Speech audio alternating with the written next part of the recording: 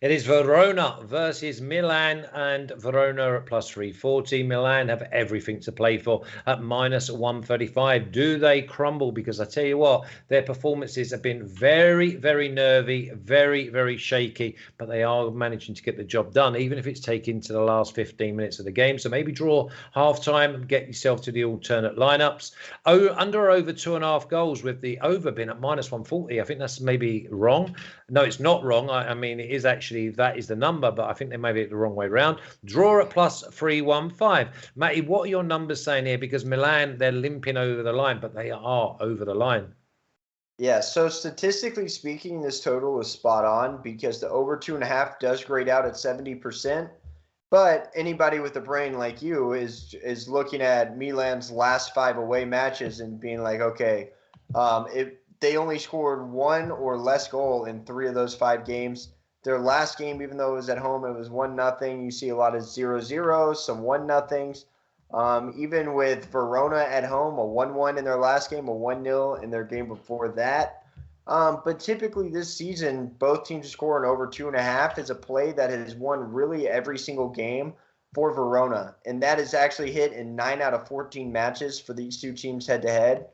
But I agree with you. I think this game probably does have a high volatility for going over or under, depending on who scores first and when that goal is. And so what I'm opting for in this game, whenever I do think that there's a high volatility for the game to go over or under, I'm going to take my chance on the first half having at least 1 goal. Because even if this game does end 1-1, 2-0, or 1-0, I still have a chance to at least push my first half bet. And I really like Milan to score in the first half in this game. We haven't seen a scoreless head-to-head first half in 5 meetings. But at the same time, Verona score a very large chunk of their goals in the first 15 minutes of the first half while at home. So they also have a chance to score in this first half. So that is why I'm opting for the first half over 1 in this game. I think it's a little safer. I do lean Milan to win and their team total over 1.5, but I'm not going to bite on that. Oh, Jonathan Nelson's like, Verona team total over 1.5 is plus 220. I mean, think that's a ridiculous price. Wow. Okay, yeah, that is definitely a good value shot. You think Verona scored twice against Milan? I don't think so. I think Verona at home definitely. They scored twice on the road at Milan in the reverse fixture. Listen, if Verona scored twice, you don't be taking that Jonathan Nelson plus 220. Verona scored twice. You go Verona money line at plus 340 because Milan are firing blanks. Yeah, they would be three to win it. I'm going to stick with my play and let you guys duke this one out. Well, yeah, because listen, and you've gone safe at minus 135. I can't believe the goal in the first half is at minus 135. But I suppose you're getting the push on your side. Mina, they've been really shaky, Milan, but they have still picked up the points. And they do look solid at the back. But going forward, I'm just seeing that Giroud's looking his age. Obviously, they're only bringing Ibrahimovic on for the last 10 or 15 minutes to try and give them some sort of, like, I don't know, enthusiasm or a little bit of leadership. But they are disjointed, considering they're top of Serie A. Yeah, it's weird, though, because I've been looking at some of Verona's results. And if you look at the results, they look like they've been doing really well. Actually, the only recent loss has been to Inter, and you understand that. But have you seen these performances in the last 5 games? Verona are not playing like themselves at the moment. They're playing with a much lower intensity than I'm used to when I watch them. So there's something about them right now that doesn't convince me. Actually, something about both of them. So I agree with you. Giroud showing his age. Ibrahimovic should be available, but he's at a low at the moment because he lost his agent who passed away, and today's his funeral. So there's a lot of emotions going there as well, you know.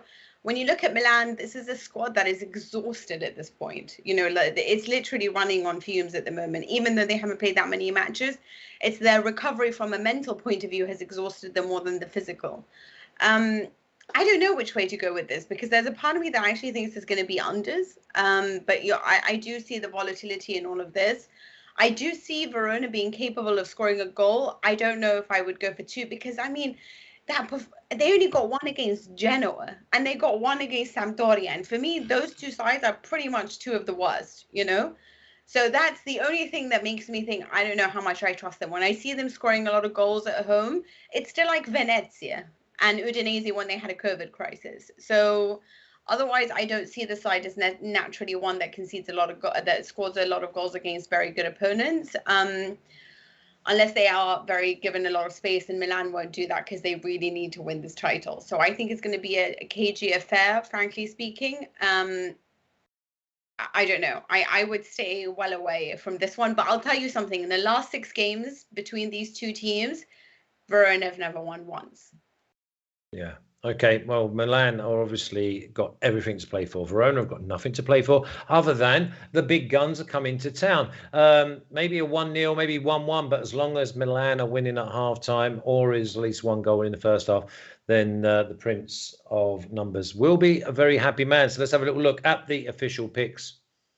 I've gone under 2.5 at +120 only because of the numbers.